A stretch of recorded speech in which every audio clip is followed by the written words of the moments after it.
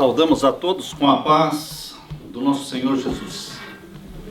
Um feliz sábado para vocês. Obrigado pelo convite que nos deu esse privilégio de voltar aqui a Boston e de rever esses rostos amigos, queridos, amáveis.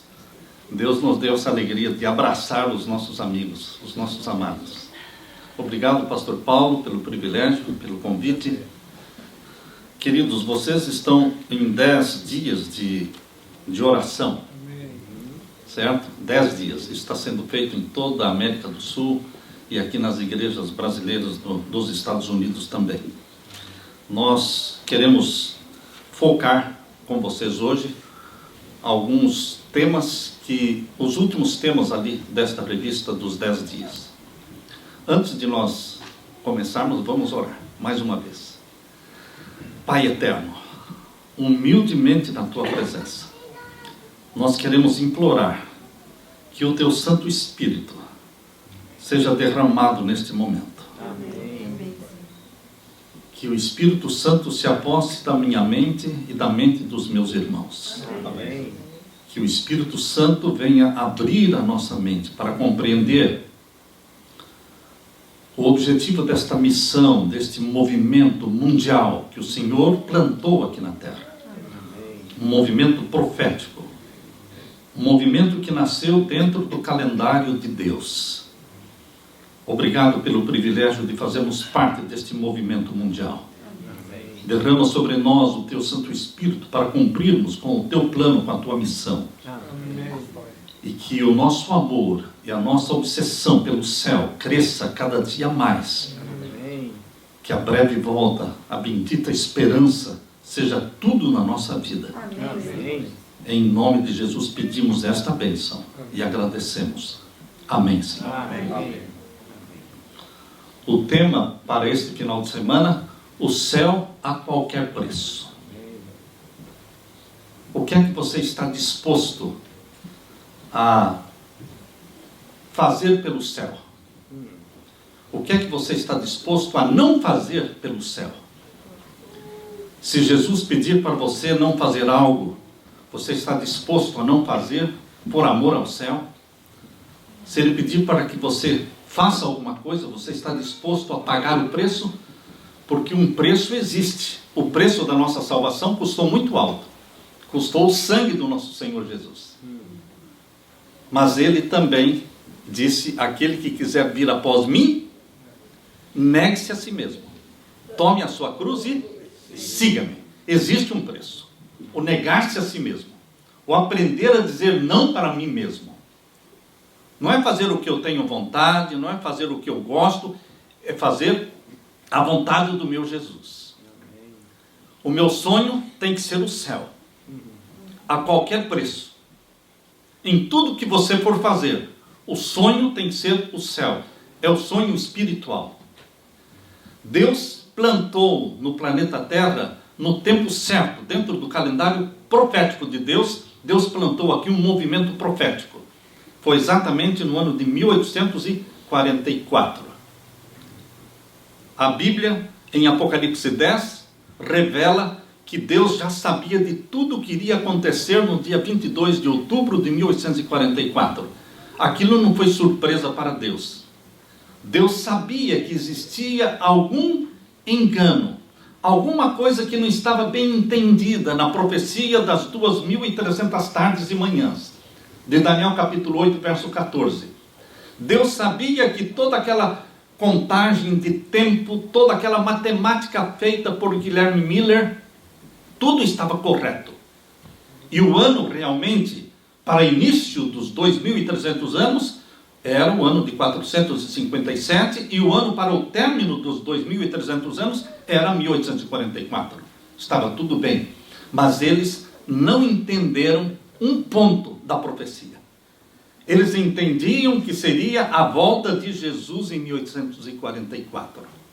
E eles se prepararam para isso. O céu a qualquer preço. Eles não faziam conta mais das coisas da terra. A terra perdeu o valor para os adventistas mileritas.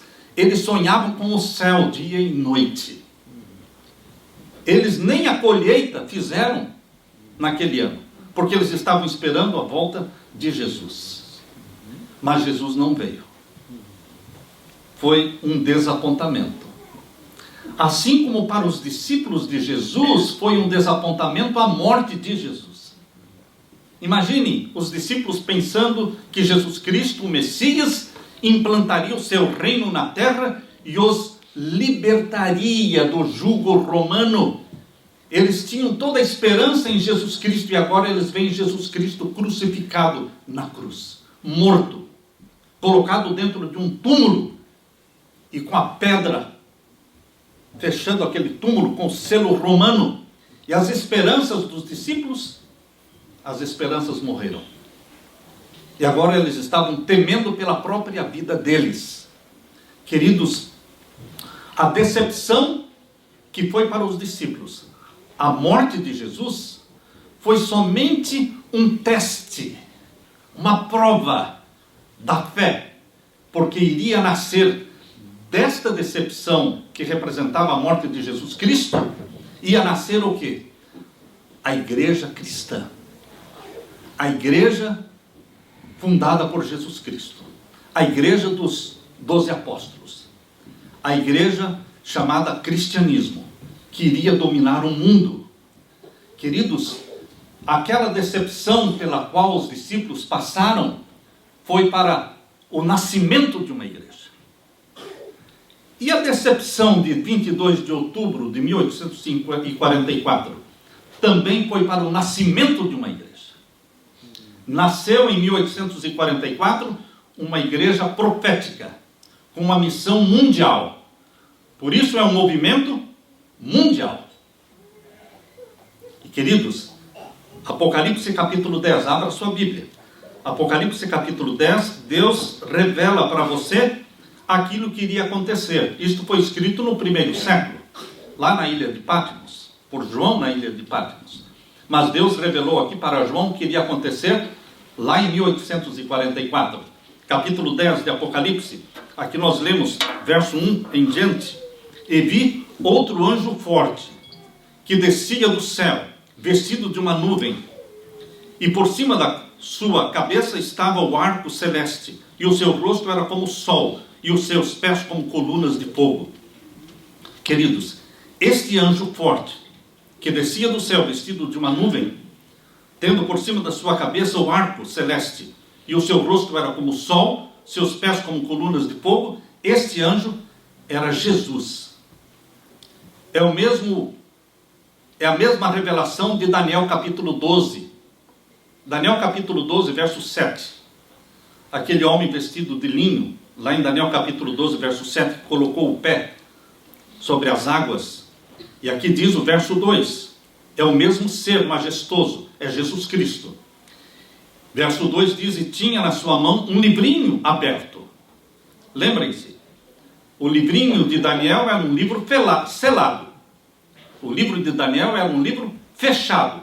Daniel capítulo 12, verso 4, não é? Deus disse, fecha, sele este livro, e ele ficará selado até o tempo do fim. Queridos, agora nós vemos aqui um livro aberto. É o mesmo livro.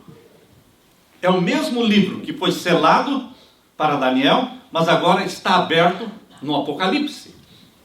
Por quê? Apocalipse não significa livro selado. Apocalipse significa revelação, livro aberto, para que você entenda as profecias, para que você entre na mente de Deus e entenda os planos de Deus. Por isso, o livrinho está aberto na mão de Jesus, e pôs o seu pé direito sobre o mar e o esquerdo sobre a terra.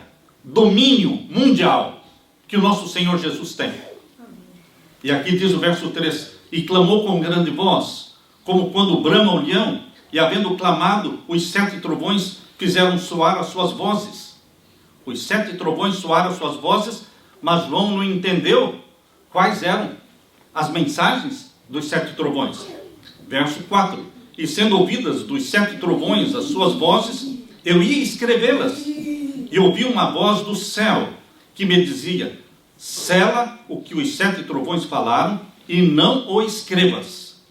E o anjo que vi estar sobre o mar e sobre a terra levantou a sua mão ao céu e jurou por aquele que vive para todo sempre, o qual criou o céu, o que nele há, e a terra, e o que nela há, e o mar, e o que nele há, que não haveria mais tempo. Outra tradução diz, não haveria mais demora. Mas nos dias da voz do 7º anjo, quando tocar a sua trombeta, se cumprirá o segredo de Deus, como anunciou aos profetas seus servos. E a voz que eu do céu tinha ouvido, tornou a falar comigo e disse, vai e toma o livrinho aberto da mão do anjo que está em pé sobre o mar e sobre a terra. Que livrinho era esse? O livrinho de Daniel. A profecia selada de Daniel agora estava revelada, estava aberta. Toma este livro. Exatamente, queridos, o movimento milerita, ele fundamentou a sua crença no livro de Daniel. O livro de Daniel começou a ser entendido a partir de 1798 para frente, quando o tempo do fim começou em 1798. As sociedades bíblicas foram fundadas a partir de 1804, 1816. E o mundo foi cheio de Bíblias. E a Bíblia começou a ser disseminada e começou a ser entendida. E esta profecia, mencionando o livrinho aberto, estava falando de um movimento, de um acontecimento que se cumpriria agora nesta década de 1830 para frente. E a voz do céu que eu tinha ouvido tornou a falar comigo e disse, vai e toma o livrinho aberto da mão do anjo, que está em pé sobre o mar e sobre a terra, e fui ao anjo, dizendo-lhe, dá-me o livrinho. E ele disse-me, toma-o e come-o, e ele fará amargo ao teu ventre, mas na tua boca será doce como mel. A profecia da breve volta de Jesus em 1844 foi uma profecia doce, uma esperança doce para os adventistas mileritas. Mas depois que passou a decepção, ela se tornou então amarga. Amarga como um fel. Porque eles sofreram a decepção, sofreram o escárnio, sofreram a perseguição. Eles tinham perdido tudo, porque eles não fizeram reservas, eles não fizeram colheita, e eles estavam muito decepcionados e frustrados. Mas, queridos, a decepção de 22 de outubro de 1844 não era uma decepção de fracasso, mas era uma decepção que os testaria, que os provaria a fé de cada um. Porque é dali que nasceu o movimento adventista do 7º dia, um movimento mundial, com a missão profética. Por isso, queridos, aqui no verso 10, nós lemos, tomei o livrinho da mão do anjo e comi-o, e na minha boca era doce como mel, e havendo comido, o meu ventre ficou amargo. E agora o verso 11, e ele me disse, importa que profetizes outra vez a muitos povos, e nações, e línguas, e reis. Aqui está a missão, aqui está o movimento mundial, profetizado. Verso 11, importa que profetizes outra vez a muitos povos, e nações, e línguas, e reis. Importa que profetizes. Quem profetize? Este povo que passou pelo desapontamento, este povo que passou pela decepção, deveria profetizar de novo. Eles tinham entendido mal a profecia, não era a volta de Jesus, era o início do juízo em 1844, porque em 1844, conforme diz Daniel 8,14, diz até 2.300 tardes e manhãs, e o santuário será purificado. Purificação do santuário não era a volta de Jesus, por isso eles entenderam de forma equivocada. Era o início da purificação do santuário no céu, onde Jesus Cristo trabalha, ele é o sumo sacerdote no santuário celestial. Queridos, durante mais de 1800 anos, Jesus Cristo trabalhou no santuário celestial como intercessor nosso.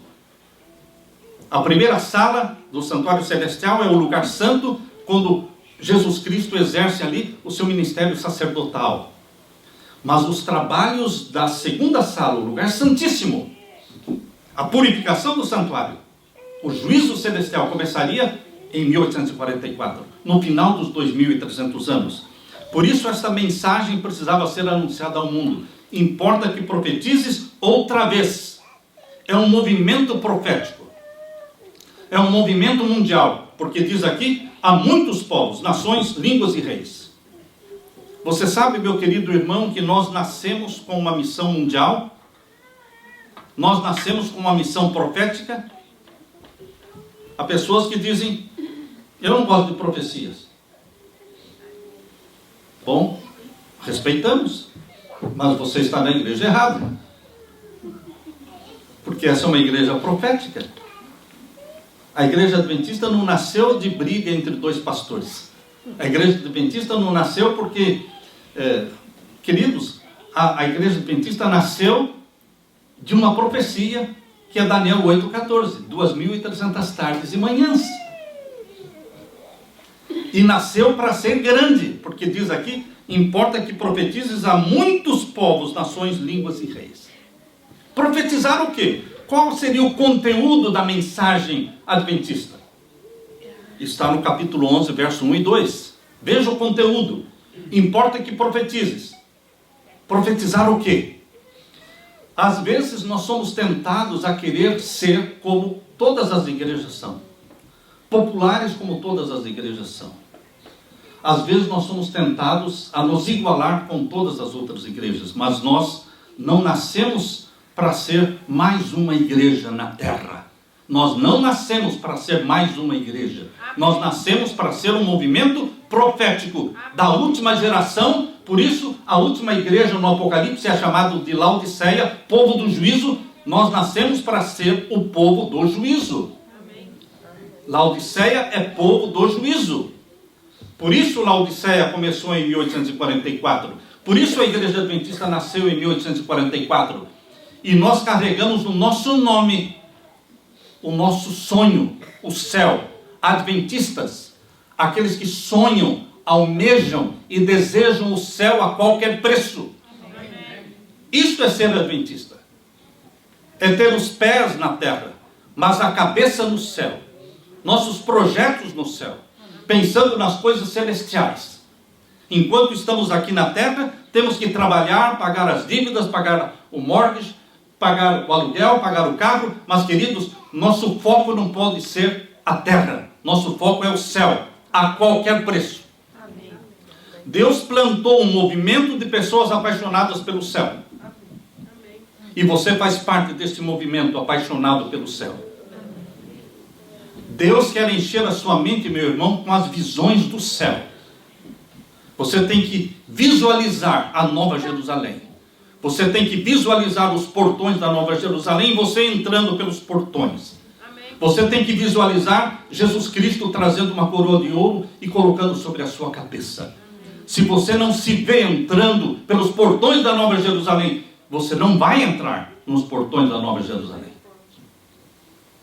Nossa visão tem que ser o céu, nosso foco tem que ser o céu.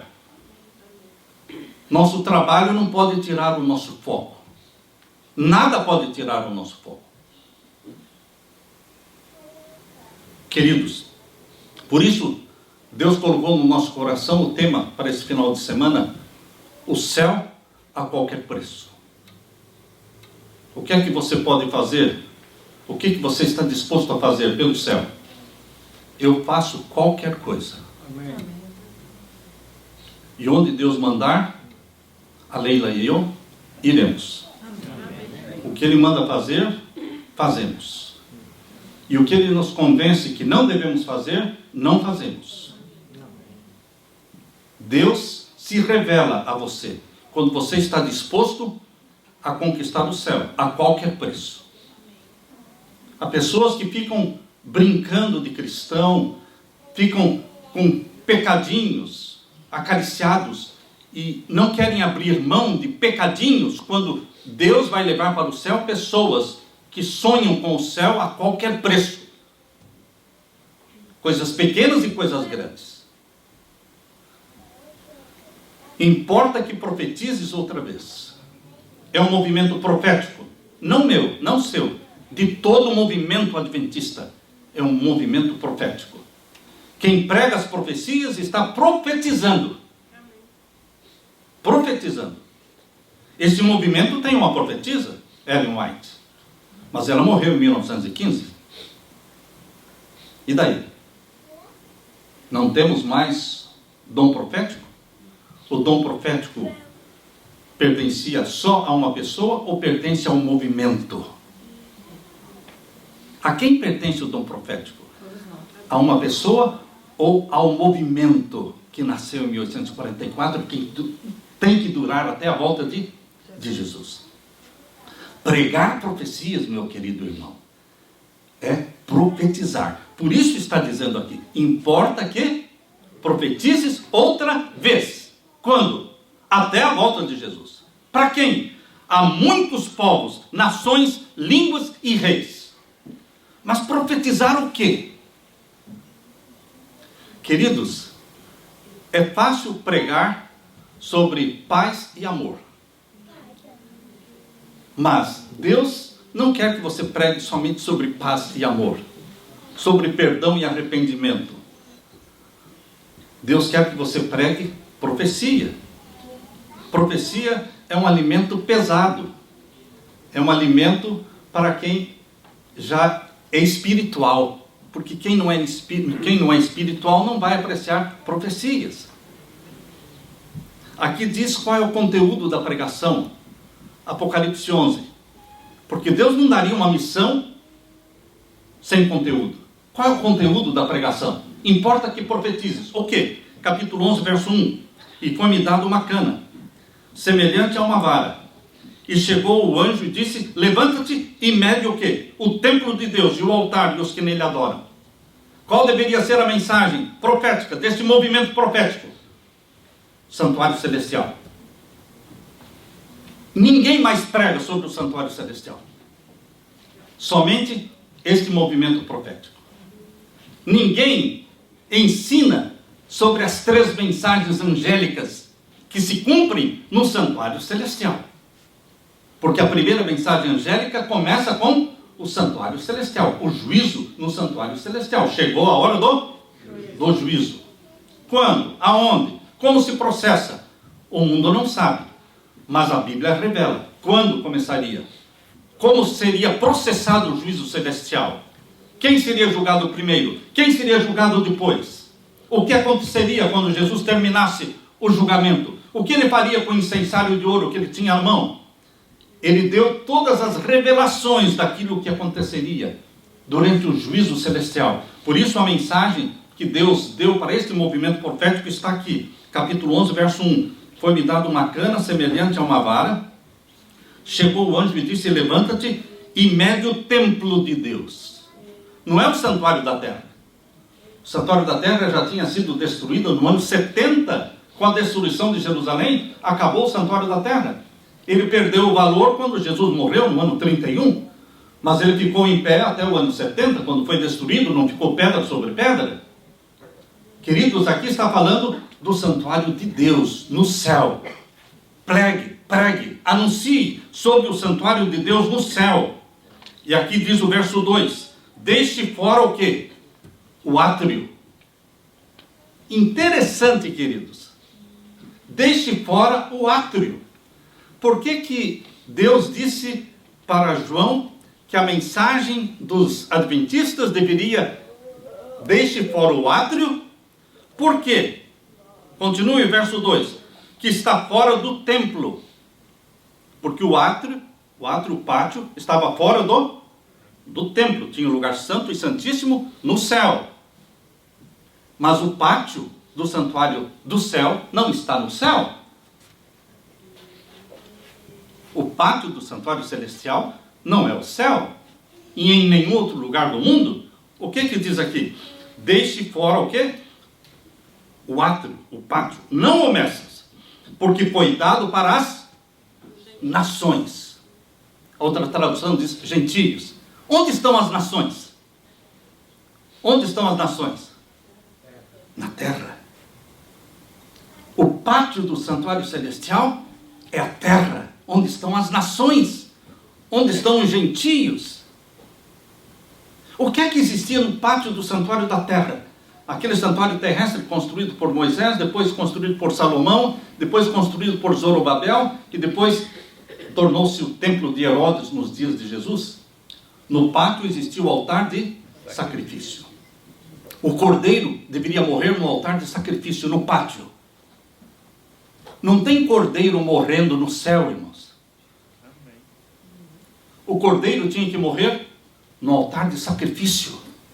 E o altar de sacrifício onde Jesus morreu foi o Monte do Calvário. Ali foi o altar de sacrifício. É ali que o sangue de Jesus foi derramado. Assim como o sangue do cordeiro que morria no altar de sacrifício era derramado no pé do altar, assim também o sangue de Jesus foi derramado no pé da cruz, fincada e plantada no Monte do Calvário. Ali é o altar de sacrifício do santuário do céu. E o pátio é o planeta Terra. E a pia? A pia do santuário celestial está no céu ou está na terra? Está na terra. É o tanque batismal. Você não vai para a pia batismal antes de passar pelo altar de sacrifício. Você primeiro tem que ir ao Calvário, abraçando a Jesus como Salvador. E então você será batizado em nome de Jesus.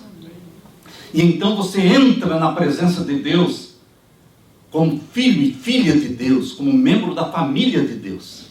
Queridos, o pátio do santuário celestial é o planeta Terra e o altar de sacrifício é o Monte do Calvário.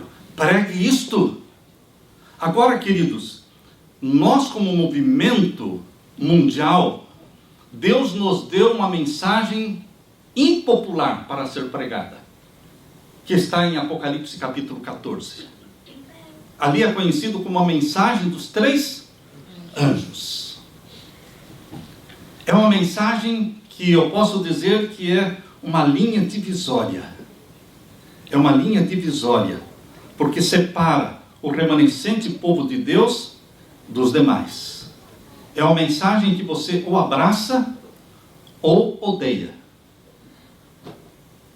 Ou você abraça a mensagem as 3 mensagens angélicas, ou você odeia esta mensagem. Não tem como você fazer de conta que não ouviu e não tocou você. Diz respeito a todos nós, a mensagem dos 3 anjos. E Deus levantou este movimento mundial para pregar esta mensagem dos 3 anjos. Abra sua Bíblia em Apocalipse 14. Apocalipse capítulo 14. Deus deu a revelação sobre o santuário do céu.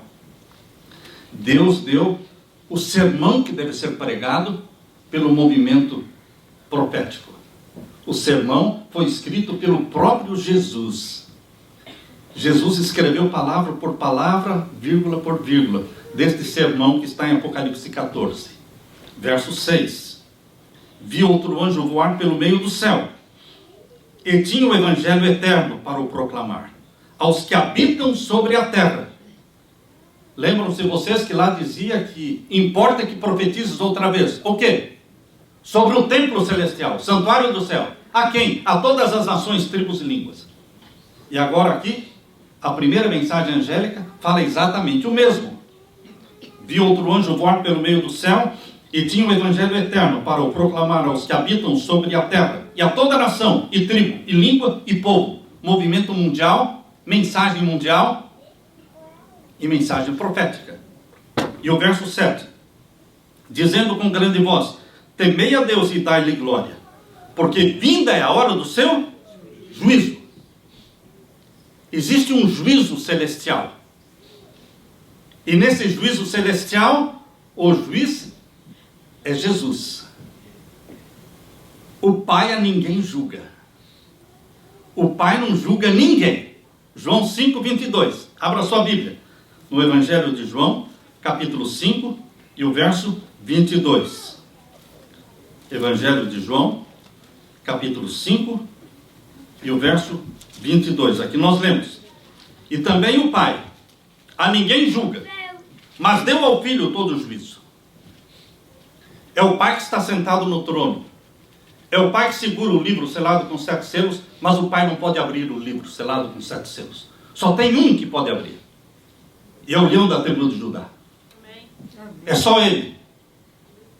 Mas por que o Pai está sentado no trono? Porque ele é o juiz. Mas por que ele não pode julgar? Porque ele faz parte do julgamento. Jesus Cristo é o juiz do santuário celestial, do juízo celestial, para defender o Pai das acusações feitas por Satanás. Jesus Cristo usa a vida dele perfeita e perfeita obediência para defender o Pai contra as acusações de Satanás.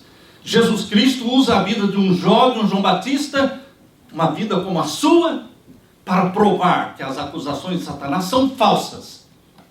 Porque Deus tem um povo na terra que ama a lei de Deus, porque ama a Deus. Porque entende que a lei de Deus é santa, justa e boa, porque entendem que o Pai é santo, justo e bom. Amém. Queridos, Deus tem na terra um povo apaixonado pelo céu a qualquer preço, e que prega uma mensagem que tem o seu foco no santuário do céu, no juízo celestial, realizado por Jesus Cristo em defesa do Pai. E Jesus Cristo usa a sua vida para defender o Pai.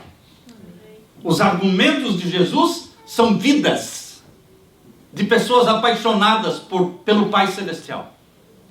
Pessoas que falam como Jesus falava: a minha comida e a minha bebida não é fazer a minha vontade, mas a vontade daquele que me enviou. Jesus era apaixonado pelo Pai. A obsessão de Jesus era o Pai. Queridos, você nasceu gerado pelo Espírito Santo? Como Jesus nasceu gerado pelo Espírito Santo? Há pessoas que pensam que somente Jesus nasceu gerado pelo Espírito Santo. Somente ele nasceu do ventre materno, gerado pelo Espírito Santo. Mas todos os que um dia irão entrar no céu, só entrarão no céu se também foram gerados pelo Espírito Santo. Se também nasceram espiritualmente, uma natureza espiritual que não tinham. Quando você e eu nascemos do ventre materno, nós não temos natureza espiritual, só temos natureza pecaminosa. Ninguém nasce do ventre materno como filho de Deus, só Jesus. Lucas 1,35.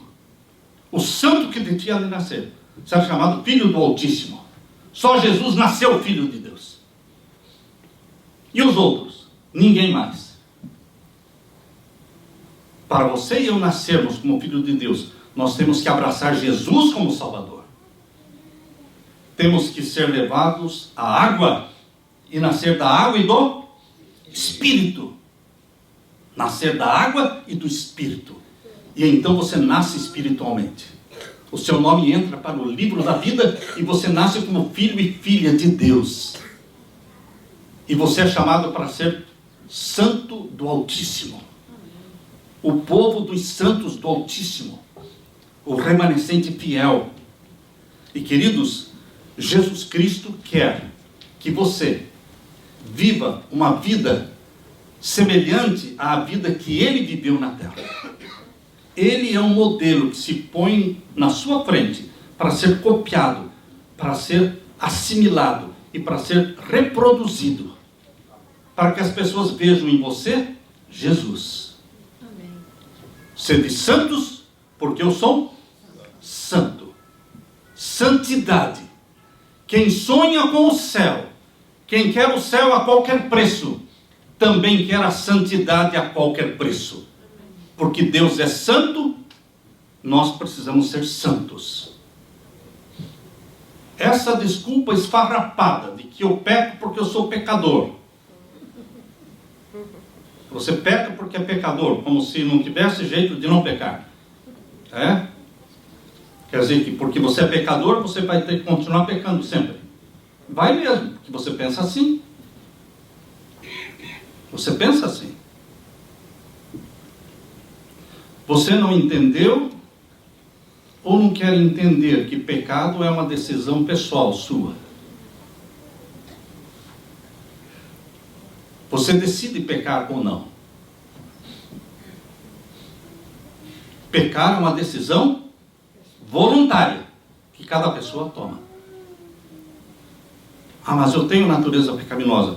Sim, todos nós temos. Mas ninguém vai se perder porque tem uma natureza pecaminosa. As pessoas vão se perder porque decidiram pecar. Porque Jó tinha uma natureza pecaminosa, João Batista tinha natureza pecaminosa, Elias tinha natureza pecaminosa, Daniel natureza pecaminosa, Enoque tinha uma natureza pecaminosa, mas eles tinham também uma natureza o quê? Santa. Eles também tinham uma natureza santa. E eles não viviam de acordo com as paixões da natureza pecaminosa. Eles viviam de acordo com as paixões, com as obsessões celestiais da natureza santa. O céu a qualquer preço. Por isso Deus levou Enoque. Por isso Deus levou Elias. Por isso Deus levou Moisés. Por isso Deus levou aquela multidão que ressuscitou com Jesus.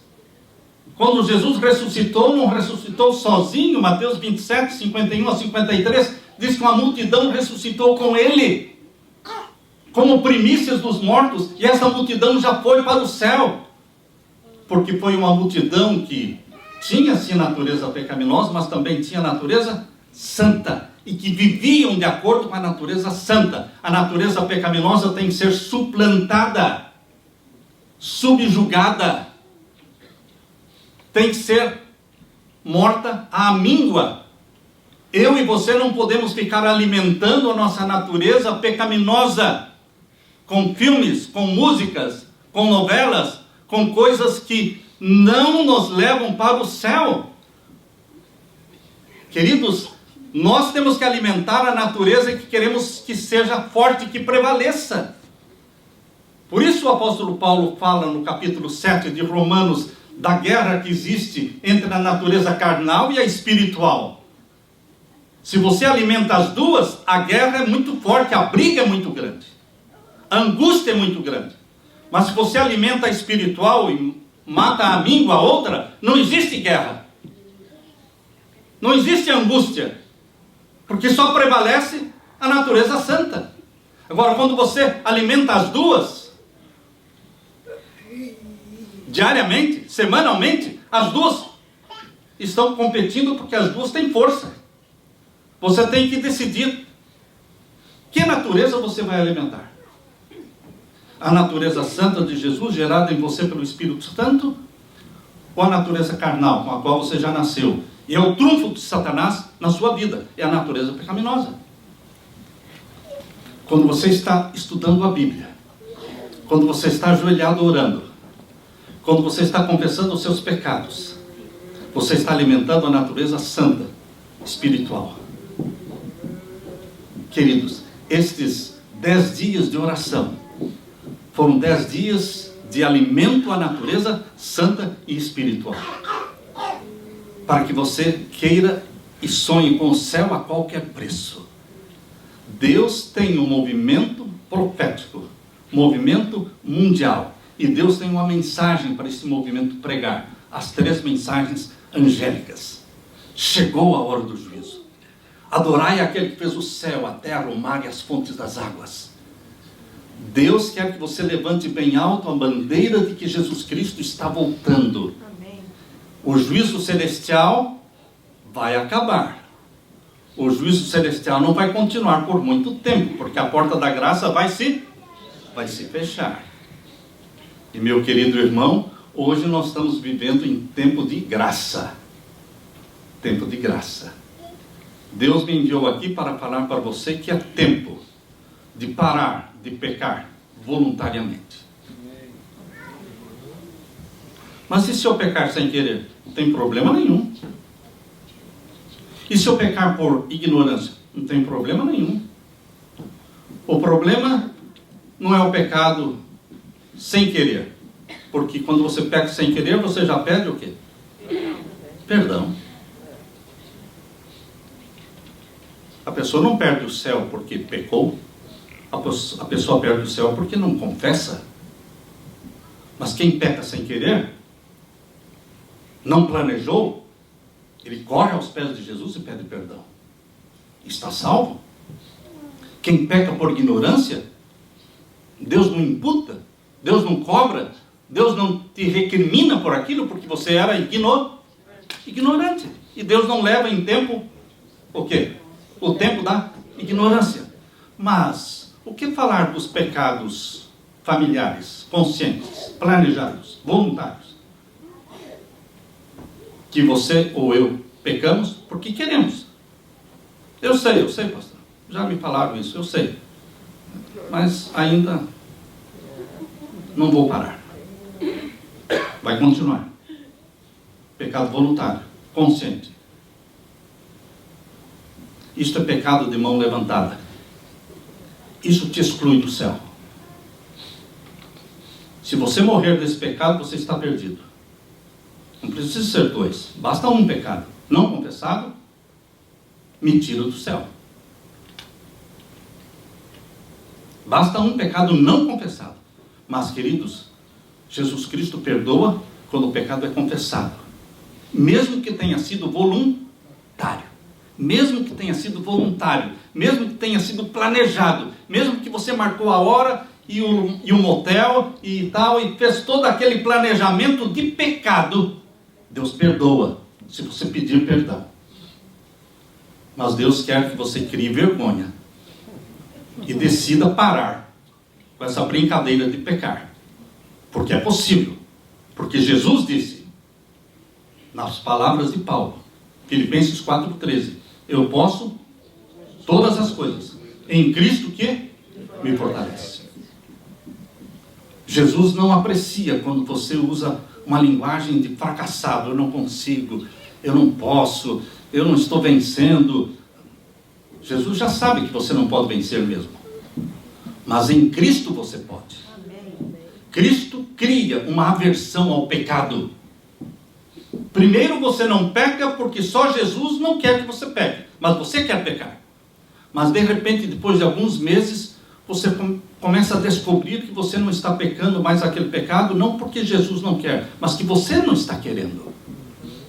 E de repente, mais alguns meses, você descobre que você não está pecando porque você também não quer, porque Jesus também não quer, mas mais, você sente repulsa por aquele pecado. É um crescendo espiritualmente, meu querido irmão. É um derramamento do Espírito Santo sobre aqueles que decidiram parar de pecar voluntariamente. O pecado vai se tornando cada vez mais ofensivo a você, em vez de atrativo. Esta é a obra do Espírito Santo. O que mais nós precisamos, meus queridos, é o Espírito Santo. Amém. Jesus morreu. O maior presente do céu foi Jesus. Mas depois que Jesus morreu e subiu para o céu, o maior presente é o Espírito Santo. Ele tem que viver em você.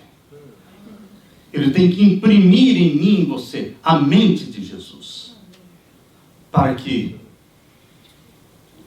as pessoas olhem para nós e vejam que nós somos filhos santos do Altíssimo. Os santos do Altíssimo. Meu querido irmão, o meu desafio para você é que você, ao voltar para casa hoje, você decida voltar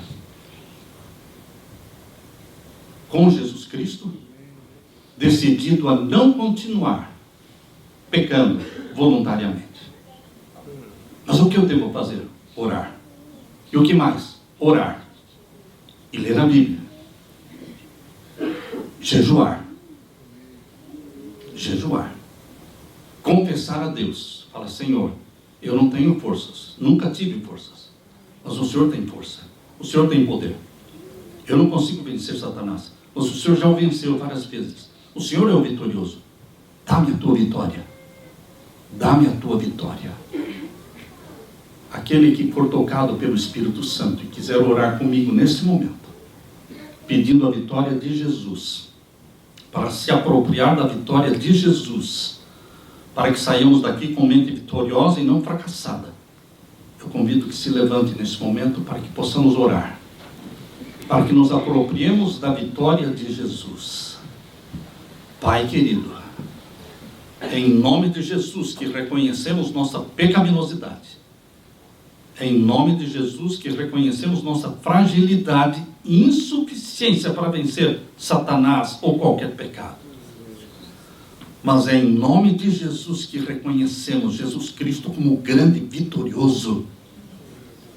E ele disse: tende bom ânimo, eu venci o mundo. Jesus Cristo, dá-nos a tua vitória. Derrama sobre nós o teu poder, o Santo Espírito, para que viva na mente de cada um que está levantado, dizendo: eu quero, Senhor, o céu a qualquer preço. Eu quero me desiludir com a terra. Eu quero me apaixonar com as visões do céu. Pai eterno, derrama o Espírito Santo sobre cada um. E que esta decisão feita agora seja renovada durante a madrugada. Seja renovada amanhã ao amanhecer o dia. E seja renovada a cada minuto de cada dia, Pai. Porque não é uma decisão na vida. É uma decisão diária. De morrer para o nosso eu e viver para Cristo. Porque como Paulo disse, para mim o viver é Cristo. Pai eterno, derrama sobre nós o Espírito Santo. Tire glória para o teu nome das decisões que aqui foram feitas. Registra-as no livro do céu. Em nome de Jesus. Amém, Senhor. Amém. Amém, Senhor. Que a paz de Jesus esteja com vocês.